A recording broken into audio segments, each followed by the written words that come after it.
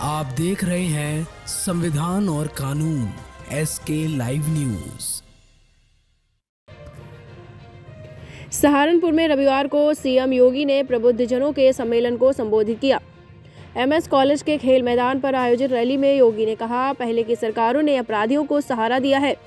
कैराना में पलायन इसी का कारण रहा है। बदमाशों को पहले की सरकारों ने पैदा किया है, लेकिन जब से भाजपा सरकार आई है, आम जन सड़कों पर आराम से घूम रहे हैं। बदमाश अब कहीं दिखाई नहीं दे रहे हैं। कानून व्यवस्था के नाम पर पिछली सरकारों पर हमला करते हुए उन्होंने कहा कि पूर्व की सरकारें ऐसी रही हैं जिन्होंने मुजफ्फरनगर दंगा और कैराना का पलायन कराया, लेकिन भाजपा सरकार आने के बाद जिन लोगों ने कैराना से पलायन किया था वह लोग वापस आ चुके हैं। पहले की सरकार में जगह जगह कूड़ा गंदगी के ढेर लगे रहते थे, लेकिन भाजपा सरकार आने के बाद स्वच्छ भारत मिशन के तहत सहारनपुर के साथ उत्तर प्रदेश का नाम चमक रहा है। उन्होंने कहा, मैं आपका आभारी हूं कि विधानसभा चुनाव में किसी भी अफवाहों पर ध्यान नहीं दिया। विधानसभा में भाजपा के प्रत्याशी को जिताया। सहारनपुर यूपी का आखिरी जिला है। इस जिले को गंगा और यमुना का आशीर्वाद मिला है। विकास का कोई विकल्प नहीं है। यहाँ के प्रबुद्ध जनों, डॉक्टरों, इंजीनियर, युवाओं, किसान और व्यापारी को साथ लेकर ही उत्तर प्रदेश का विकास संभव है। मैं यहाँ पर आया हूँ। इन सभी लोगों की सुरक्षा की जिम्मेदारी भी भाजपा सरकार की है, जिसके लिए अच्छी सरकार की आवश्यकता है और वह सरकार भाजपा है। उन्होंने कहा कि 2017 में PM मोदी के आह्वान पर उत्तर प्रदेश में आप लोगों ने भाजपा को सत्ता में लाने का काम किया और उसके बाद 2022 में दोबारा भाजपा को विजय पताका फहराने का अवसर मिला है। सहारनपुर उत्तर प्रदेश से ब्यूरो चीफ राजन गुप्ता की रिपोर्ट।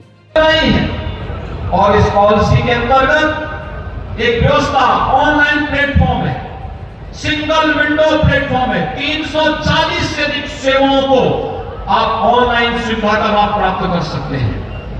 NSME में 1000 दिनों तक आपके लिए किसी प्रकार की NOC की आवश्यकता नहीं है। आपने आवेदन कर लिया, 1000 दिनों तक अपना उद्योग लगाते रहिए, कोई आपको पूछेगा नहीं। 1000 दिनों के बाद आप अपना आवेदन करिए और उसके लिए आवश्यक औपचारिकताओं को पूर्ण करते हुए इस कार्यक्रम को आगे बढ़ाइए। हर सेक्टर के लिए निवेश के अनंत संभावनाएं। उत्तर प्रदेश की समय औद्योगिक नीति देश की सबसे अच्छी औद्योगिक नीति में है। टेक्सटाइल की नीति सबसे अच्छी नीति में से है। बायोफ्यूल की नीति देश के अंदर सबसे अच्छी नीति में से है। हर एक सेक्टर की हमारे पास यहाँ पर इस समय नीति है, उसकी पॉलिसी है।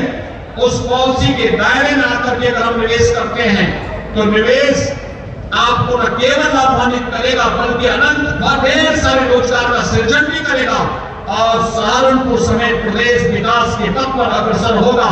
और उसी व्यवस्था के साथ आज आप सबको जोड़ने के लिए मैं आपके पास आया हूं। एक हम लोगों ने 10 से 12 फरवरी के बीच 2023 में प्रदेश के अंदर ग्लोबल इन्वेस्टर समिट का आयोजन इसी उद्देश्य से किया है। और मैं सहारनपुर के उद्यमियों से, यहाँ के व्यापारियों से, यहाँ से जुड़े हुए हर तबके के लोगों से मैं कहूंगा, इस निवेश के साथ हम अपने आप को जोड़े। हर तबके का व्यक्ति निवेश करेगा। स्कूल बनाते वो भी निवेश है, हॉस्पिटल बनाते वो भी निवेश है, उद्योग लगाते वो भी निवेश है।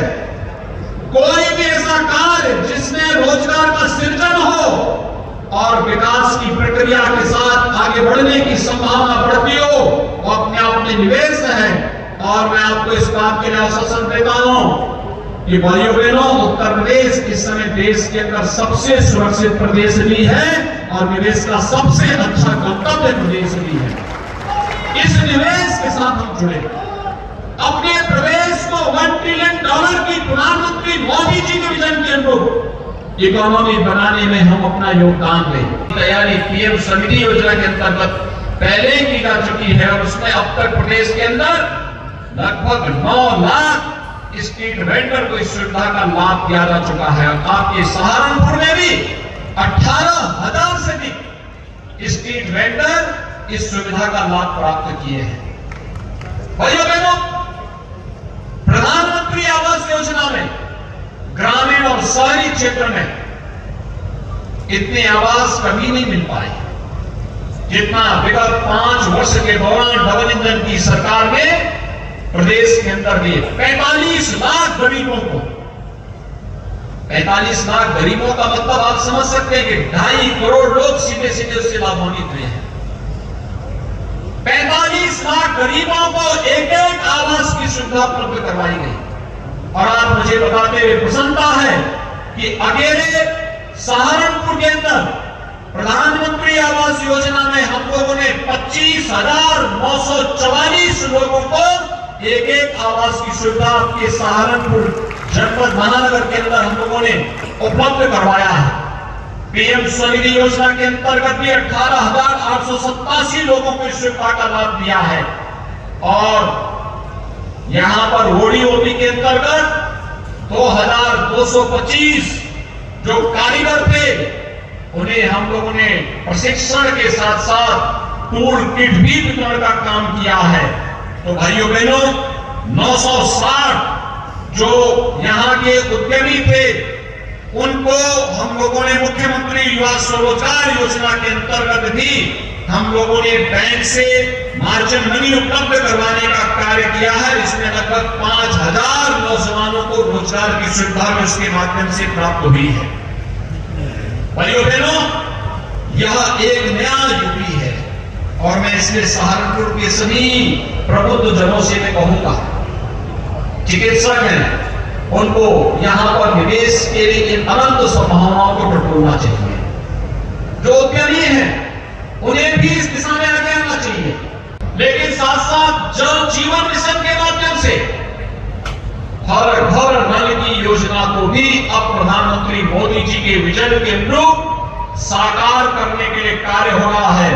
और इस पर भी हम तेजी के साथ आगे कार्य कराते हुए हर बस्ती को, हर घर को शुद्ध पेयजल के साथ जोड़ने का कार्य कर रहे हैं। भाइयों बहनों, चाहे वह सुरक्षा के लिए देवबंद में एटीएस के सेंटर की स्थापना का हो, उसमें भी कोई कोताही नहीं बरती गई। सुरक्षा हमारे लिए सर्वोच्च प्राथमिकता रखती है। और भाइयों बहनों, उन्हीं सब बातों को कहने के लिए आज मैं आया हूं। राजनीति के जो सबसे खराब पहलू है वह है कि पिछली सरकारों ने, भारतीय जनता पार्टी की सरकार आने के पहले जिन लोगों ने प्रदेश में शासन किया उनकी राजनीति परिवारवाद तक सीमित थी। भ्रष्टाचार की भेंट चढ़ चुकी थी। परिवारवाद के नाम पर उन्होंने प्रदेश के नौजवानों के साथ, अन्नदाता किसानों के साथ, व्यापारी बंधुओं के साथ में, उद्यमियों के जीवन के साथ खिलवाड़ करने का काम किया। राजनीति का अपराधीकरण किया और अपराधियों का राजनीतिकरण करने का पाप भी किया था। और वही कारण था कि प्रदेश में कोई आना नहीं चाहता था। जिन लोगों ने पहले से निवेश किया था वे प्रदेश से पलायन कर रहे थे।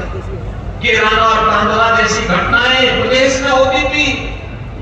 आज मैं कह सकता हूं, उत्तर प्रदेश में जो निवेशक था, जो व्यापारी था, जो उद्यमी था, जो कभी सपा के समय में भाग चुका था, आज वो वापस उत्तर प्रदेश के अंदर वापस आ चुका है।